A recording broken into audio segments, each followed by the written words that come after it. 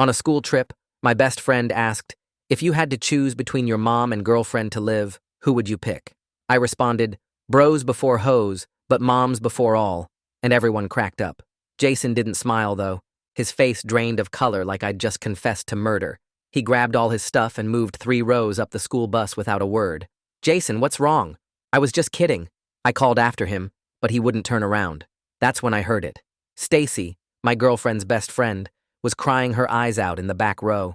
When I turned to look, her friend whispered urgently in her ear, and she glanced at me before crying harder. Okay, that was definitely weird. I started to wonder whether my joke was really that offensive. That's when my phone buzzed. 3 missed calls from Dad, but there was no signal. And at the red light, I caught the bus driver wiping his eyes in the rearview mirror. In my 3 years of knowing him, the most emotion he'd shown was mild annoyance when kids left trash on the seats. A cold feeling crept into my stomach. I got up to go talk to Jason, but Mrs. Fitzharris blocked the aisle. "Sit down. We're moving." "I just need to sit down." I'd never heard her voice like that. I sat, but the second we got to the destination, I cornered Jason. "Dude, what is going on?" He backed away. "Nothing. I need space." "Bruh, I was just kidding. I don't know if I'd pick my mom or my girlfriend. Why did you have to tell everyone what I said?" Sid appeared out of nowhere and pulled me aside. Our team captain, who'd never said more than "pass the ball" to me, grabbed my shoulders. "Bro, if you need to talk about anything, I'm here." "About what?" I was almost shouting now. He just squeezed my shoulder and walked away. That cold feeling in my stomach was spreading. During the water break, Ryan shuffled over. This kid didn't even know my name. "Yo, the blonde Kaylee from volleyball thinks you're cute. She's single now, too." The words hit like a punch. "Dude, what the hell?" I flashed him my lock screen. "I have a girlfriend." His face went white. "Just trying to help you move forward, man." "Move forward from what?" He practically ran away. I tried calling my girlfriend Isabella on the public landline right then. Straight to voicemail. I must have called 15 times. I was losing my mind. Everyone felt so bad for me that no one even forced me back on the field to play. As soon as lunch hit, I grabbed Jason more aggressively this time. "Tell me what's happening." "NOW. I can't." He was typing frantically in his notes app. "You can't? Or you won't." His girlfriend Ava read over his shoulder, then slapped him hard. "How could you not tell him? You coward!"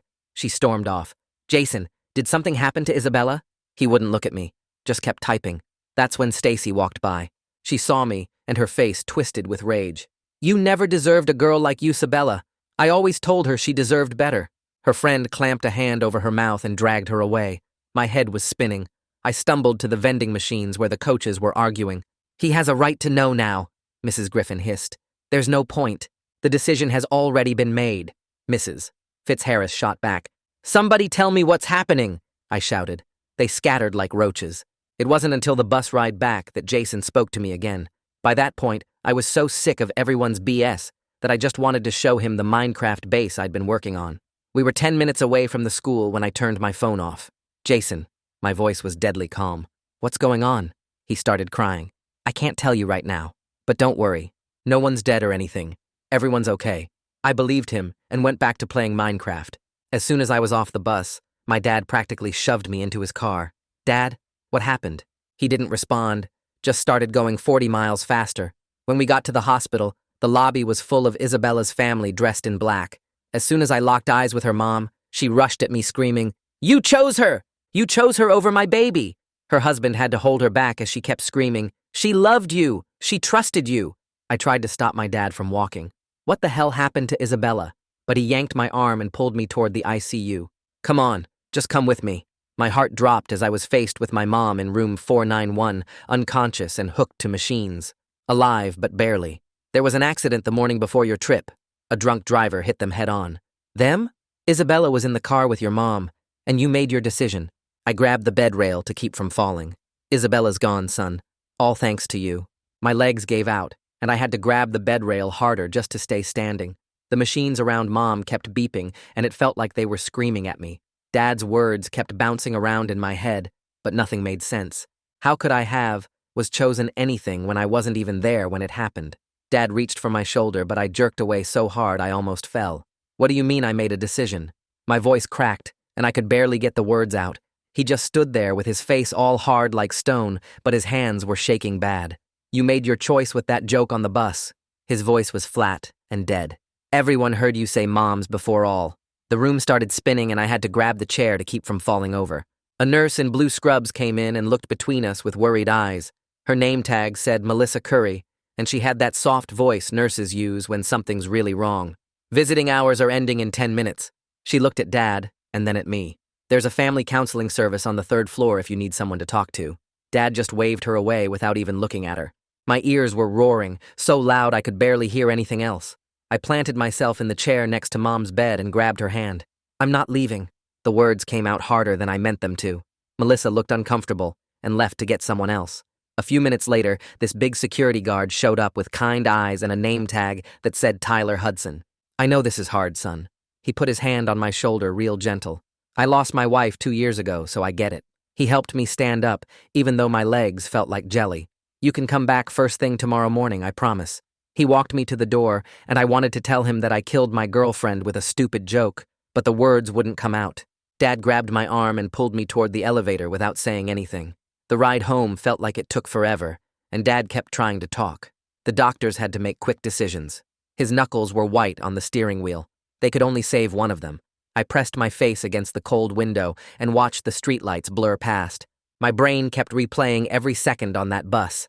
Jason knew Isabella was dying while I was showing him my stupid Minecraft builds. My phone buzzed in my pocket, and when I looked, there were 57 unread messages. The second we got home, I ran straight to my room and locked the door. My hands shook as I opened the messages, and most of them were people saying they were sorry for my loss. But then I saw one from a number I didn't know that just said, murderer, and my stomach dropped. Another one from some girl in Isabella's friend group asked how I could choose like that. My fingers were shaking, so bad I could barely hit the delete button. I threw my phone across the room and it hit the wall with a crack. I laid on my bed staring at the ceiling, and that moment on the bus kept playing over and over. Bros before hoes, but moms before all kept echoing in my head until I wanted to scream. Around 3 in the morning, I heard Dad on the phone downstairs, and his voice kept breaking. We need to arrange the service for Isabella. There was a long pause. No, my wife is still in critical condition. He started crying, and I'd never heard him sound like that before. I didn't sleep at all, and when the sun came up, I snuck out before Dad woke up. The bus to the hospital smelled like old coffee and sadness. Tyler was at the entrance checking badges, and his face lit up when he saw me. You're here early. He walked me up to the ICU and talked about how nice the weather was getting. He didn't mention anything about yesterday, which made me like him even more. Melissa was back on shift, and she pulled me aside before I went into Mom's room. Your mother's condition is stable but still critical. She touched my arm real soft. No signs of waking up yet, but that's not unusual with this kind of trauma. She walked me to Mom's bedside and adjusted one of the machines. You should talk to her. She smiled at me. Sometimes comatose patients can hear their loved ones and it helps. I sat down and tried to say something, but all that came out was, I'm sorry, over and over, until my throat hurt. I was still sitting there when someone pulled me into a huge hug from behind. It was Uncle Corey, and he smelled like airplane and coffee. Your dad called me and told me everything.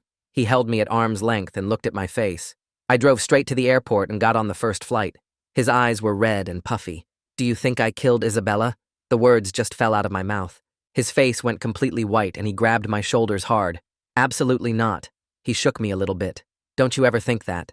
Uncle Corey kept holding my shoulders and looking at me real serious, but I couldn't stand being in that hospital room anymore, so I pulled away and walked toward the door. He followed me down the hallway past all the beeping machines and nurses rushing around with clipboards. We sat in the waiting room for a while, and he kept trying to talk, but I just stared at the floor, counting the tiles over and over. The next morning, Corey showed up at our house super early and told Dad I needed to go to the school, that sitting around thinking about everything would make it worse. Dad didn't even argue, just nodded and went back to staring at his coffee cup. Corey drove me in his rental car and kept glancing at me every few seconds like I might jump out at a red light or something. When we pulled up to the school, I sat there for a minute watching all the kids walking in like nothing had happened, like the world hadn't completely changed.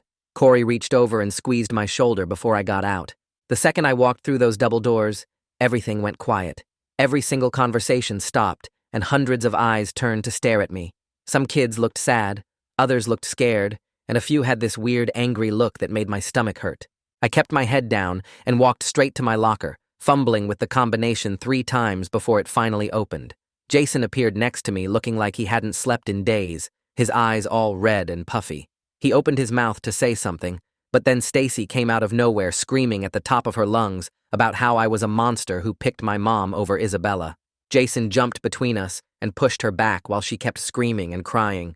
Teachers came running from every direction and pulled Stacy away while she kept yelling that Isabella loved me and I killed her. The principal showed up and grabbed my arm, pulling me toward his office without saying anything. Inside, there was this woman with glasses and a soft voice who introduced herself as Elena Gray, a grief counselor. She started talking about trauma and how our brains process loss and kept using this phrase about the choice I made that made me want to punch the wall. I stood up and walked out while she was still talking about coping mechanisms.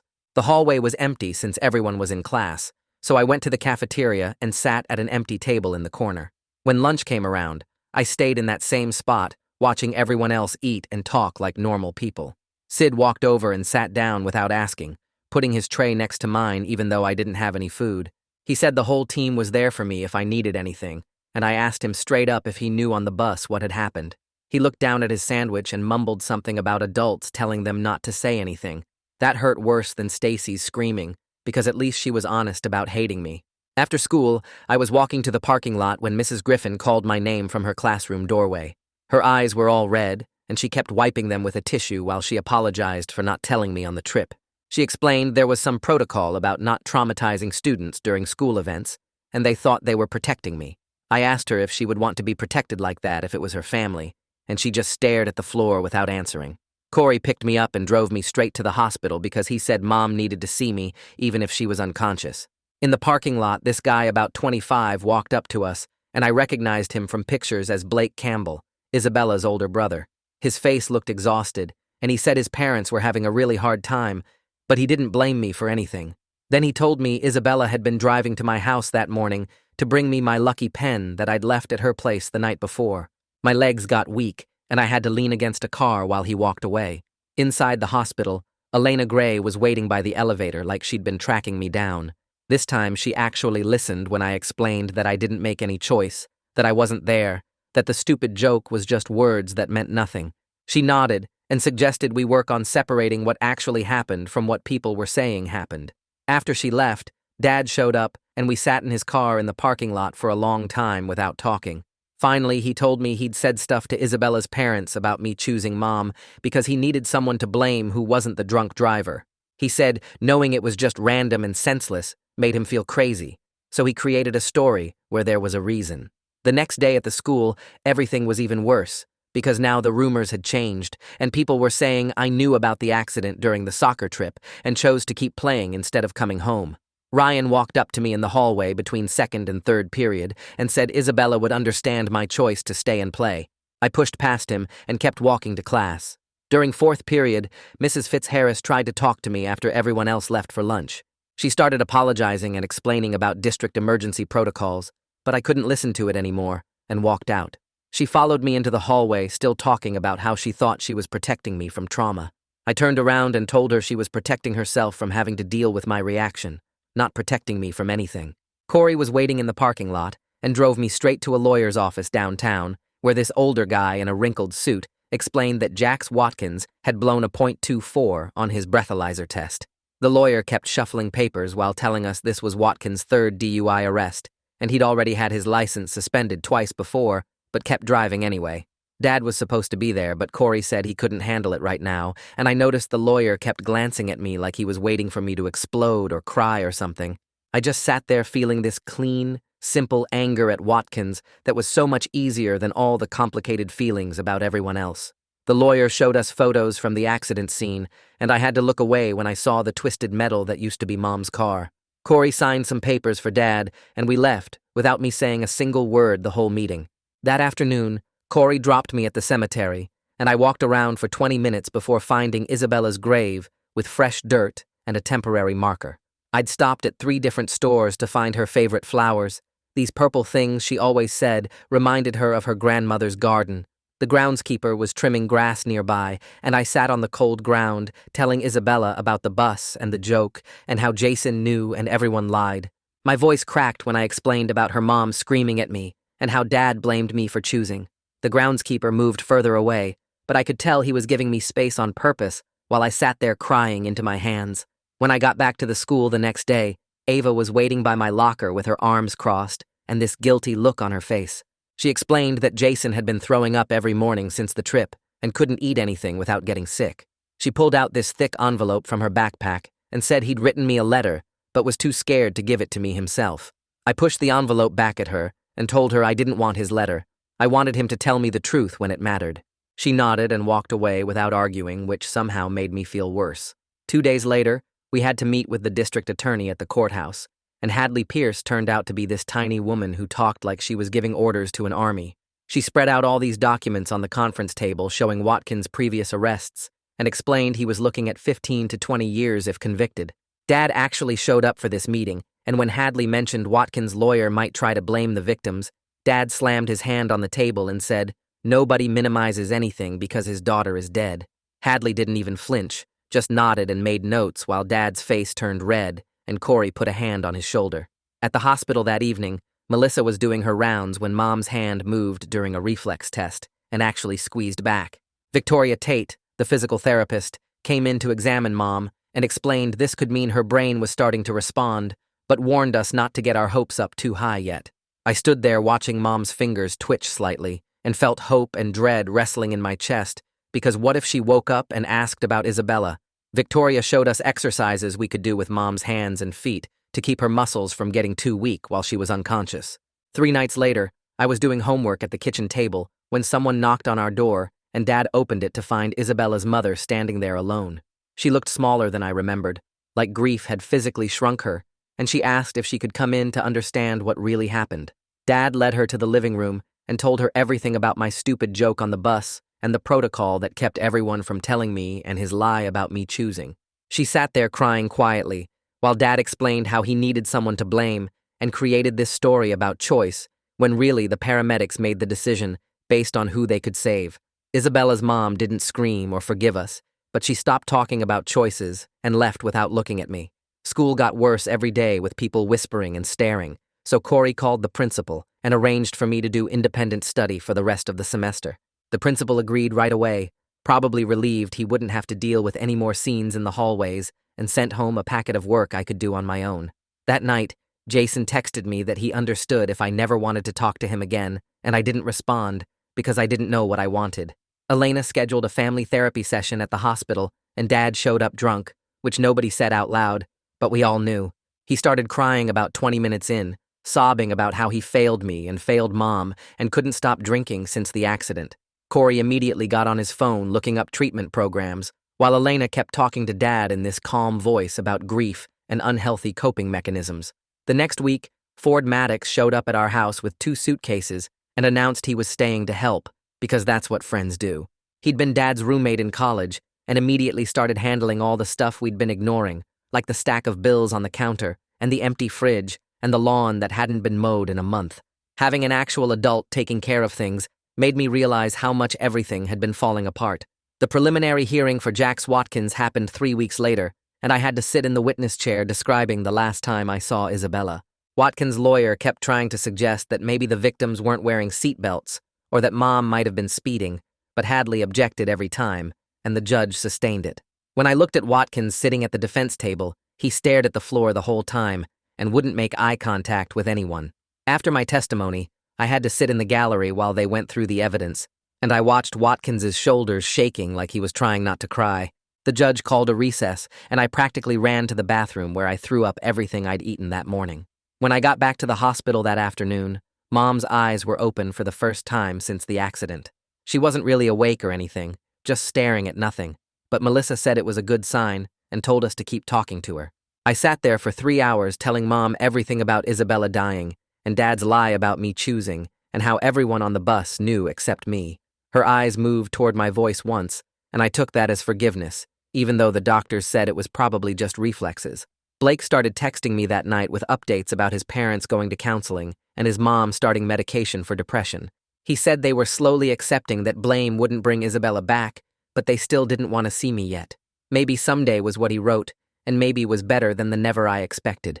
3 weeks after everything happened, I finally made myself read the news articles about the accident online.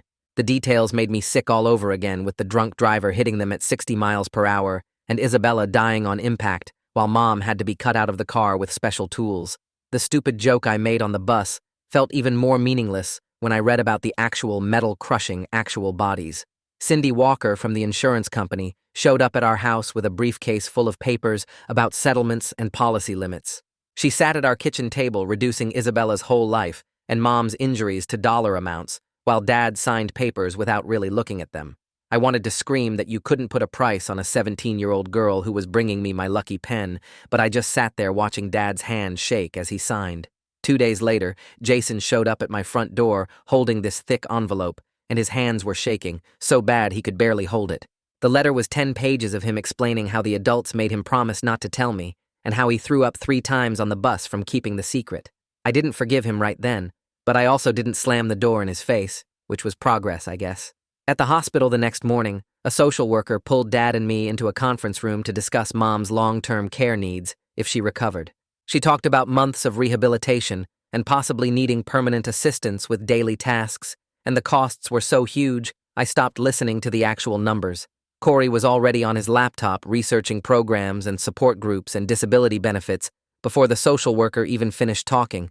We were lucky to have him handling all the stuff Dad and I couldn't even think about. Blake texted me again saying Isabella's parents wanted to meet with us about doing a victim impact statement together for the sentencing hearing. Dad agreed right away, but I felt my whole body go cold thinking about facing them in court after everything. Elena started working with me twice a week to prepare emotionally for the hearing and for seeing Isabella's parents again.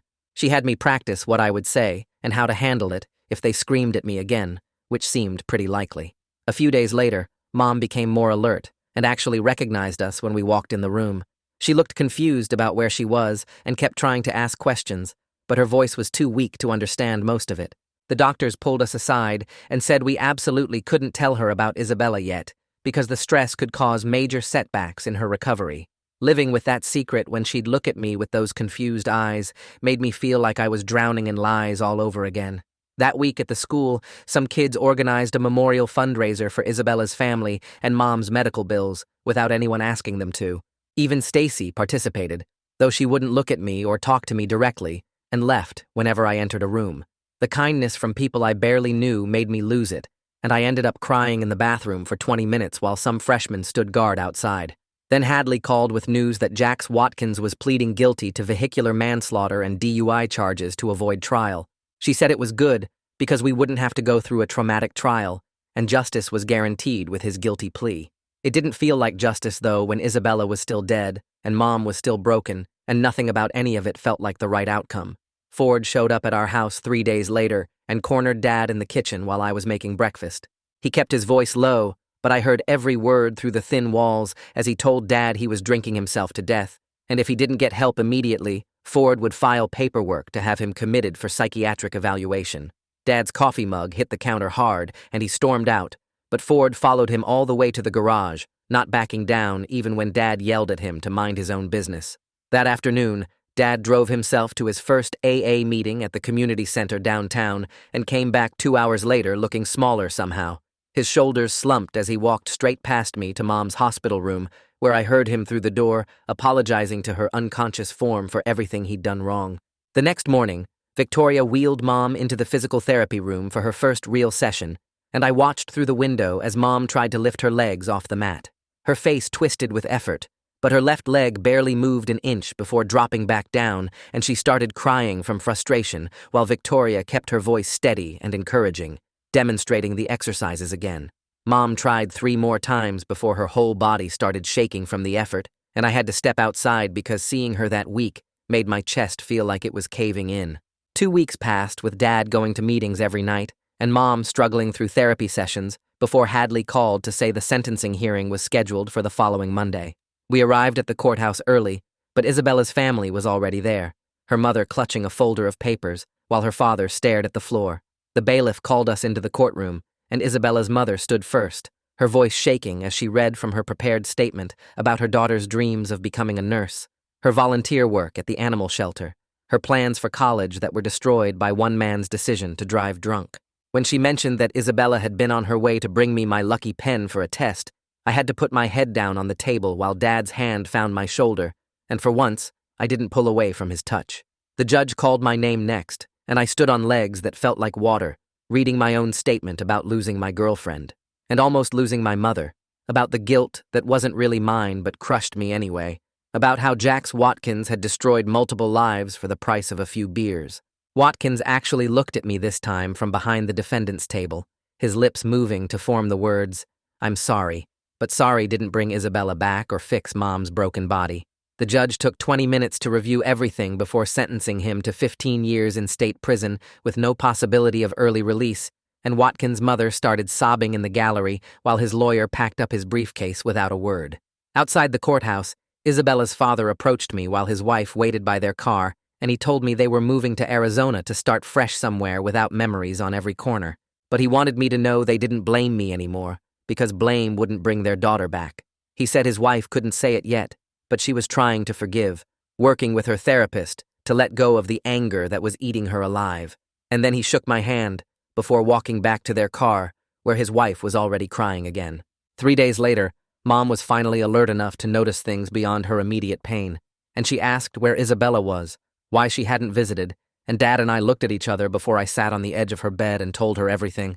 She cried for 3 straight hours, not just for Isabella, but for what I'd been carrying alone.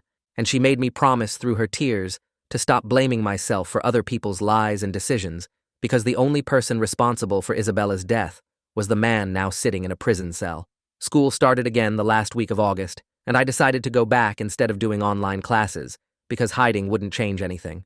Some kids still whispered when I walked by and pointed at me in the hallways, but others treated me normally, which was all I wanted after months of being either pitied or blamed.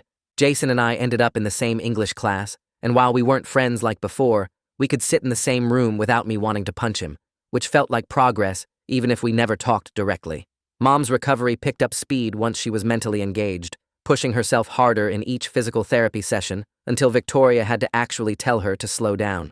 Victoria said Mom's determination was remarkable, but I knew the truth, that it was partly guilt driving her, survivor's guilt that we both carried but never talked about directly, just understood through looks across the dinner table. Dad hit 6 weeks sober, and it showed in everything from his posture to his voice, and he started handling all the insurance paperwork Mom couldn't deal with, coordinating her care schedule, even cooking actual meals instead of ordering takeout every night. Ford came over for dinner and joked that it was like getting his old college roommate back, and Dad actually smiled for real, not the fake one he'd been wearing like a mask. That same week, Blake texted me out of nowhere to say his parents were doing better. His mom had started working part-time at a library, and he wanted me to know that Isabella had been planning to surprise me with concert tickets for my birthday because she'd saved up for 3 months to buy them. I saved his message and read it whenever the guilt started creeping back, reminding myself that she'd loved me enough to plan surprises, that our relationship had been real even if it ended in the worst possible way. 3 weeks later, Elena showed up at the hospital while I was visiting Mom and mentioned this support group that meets in the conference room on Thursdays for families dealing with drunk driving accidents. Dad wasn't interested at first, but I convinced him we should at least check it out since we were already at the hospital anyway. We sat in the back row of metal folding chairs while about 15 other people formed a loose circle near the front. A woman talked about losing her son 6 months ago and how she still set his place at dinner every night. A man described finding his wife's glasses in the wreck and keeping them in his pocket ever since. Nobody tried to make anyone feel better with empty words, and that made it easier to just sit there and listen. Dad's hands stayed clenched in his lap the whole hour, but afterward he said, "We should come back next week." 2 months passed before Mom was stable enough to come home, and Corey had been working like crazy to get the house ready. He installed grab bars in all the bathrooms and built a wooden ramp over the front steps that took him 3 weekends to get the angle right. The physical therapist came by to check everything and suggested moving Mom's bed downstairs to the living room, since stairs were still impossible. We rented a hospital bed that barely fit between the couch and TV, but Mom didn't complain once. That first night home, we ordered pizza from the place she always liked and put on old movies while pretending the hospital bed and walker weren't taking up half the room. Mom fell asleep during the second movie, and Dad and I stayed up late just watching her breathe normally, without machines beeping every 5 minutes. School started getting weird in October when the guidance counselor pulled me into her office to tell me I'd been selected for some new peer counseling program. She said my experience made me uniquely qualified to help other students dealing with trauma and loss. The training sessions were every Tuesday after school in the library, and when I walked in that first day, I saw Stacy already sitting at one of the tables. We hadn't talked since she screamed at me in the hallway, but now we had to do trust exercises and practice active listening together. She wouldn't look at me during the role-playing scenarios, but when we had to list coping strategies, she wrote, "Accepting that blame doesn't bring people back," and slid the paper toward me. Spring came, and suddenly everyone started acting strange around me again, like they did right after the accident.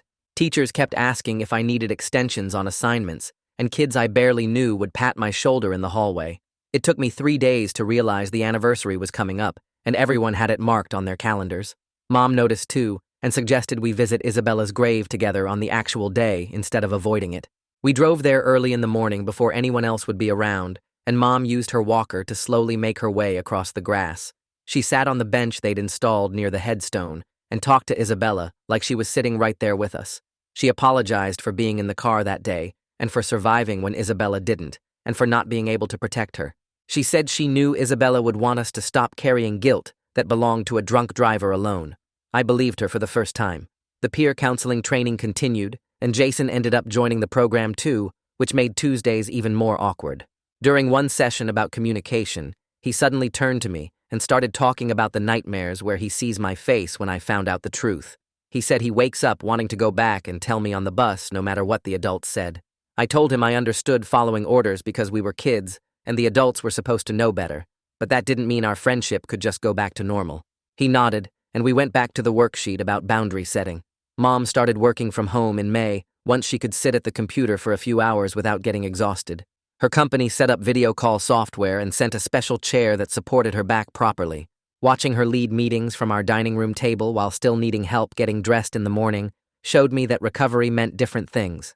She couldn't drive yet, and walking to the mailbox left her winded, but she could still write code and manage her team. Victoria said this kind of determination was rare, but I knew Mom just needed to feel useful again after months of being a patient.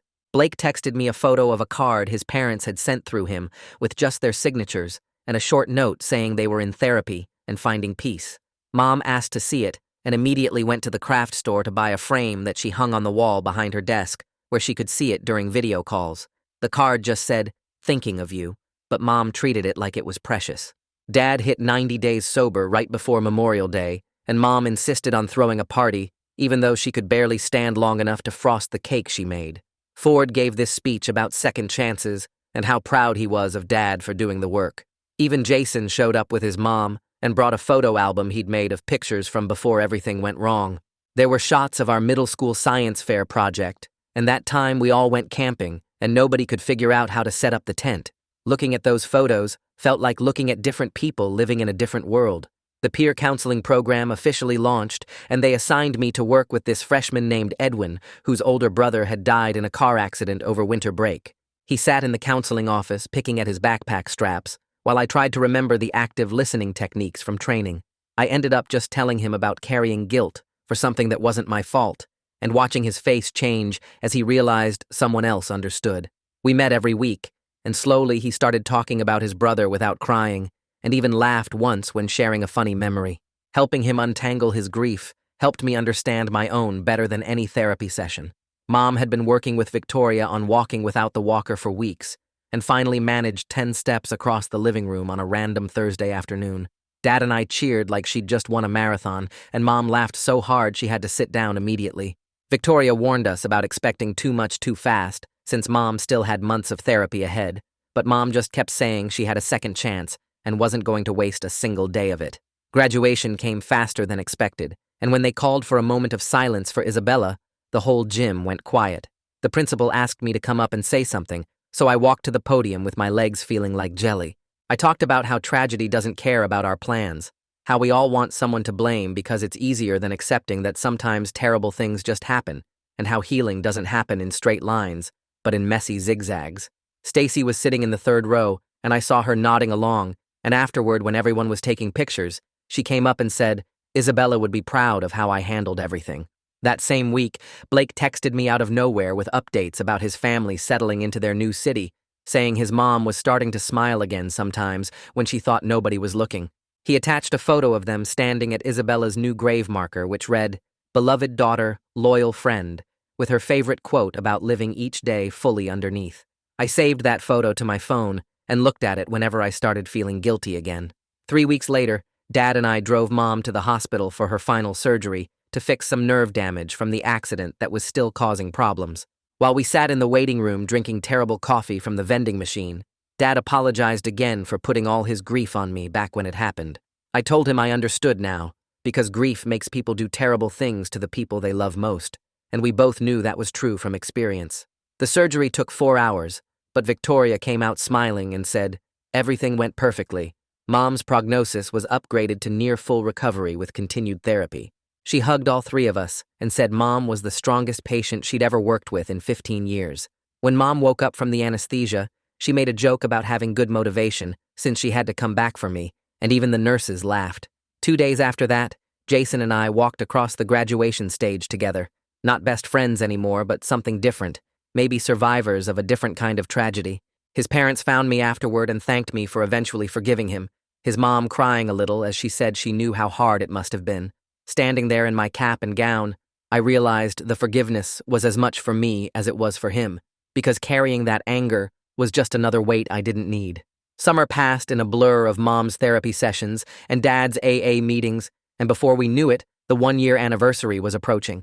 Our family went to the memorial service the town held for drunk driving victims at the courthouse square, where they read Isabella's name, along with 11 others who died that year. I didn't cry this time, but felt grateful instead that she was in my life at all, even if it ended way too soon. Mom's physical therapy graduation happened 2 weeks later, and she walked across the makeshift stage in the therapy center with no walker or cane, just her own strength carrying her forward. Dad cried openly watching her, and I wasn't embarrassed because we'd earned these tears through everything we'd survived. The other patients cheered, and Mom waved like she'd just won an Oscar, making everyone laugh through their own tears. By the time fall came, life had settled into something like normal with Mom back at work full-time, with some accommodations like a special desk chair, and flexible hours, Dad still sober and actually present for family dinners, and me starting college at the local campus so I could stay close to home. Isabella's parents sent a Christmas card that December with just their signatures inside, no message, but that was enough because it meant they were still out there, still healing, still finding their way forward. We were all still here, still working through it, still moving forward one day at a time, and maybe that was the best any of us could hope for after everything that happened. Thanks for sticking with me through all these strange twists and turns today. Definitely made it more interesting sharing the questions together. Like the video, it helps more than you think.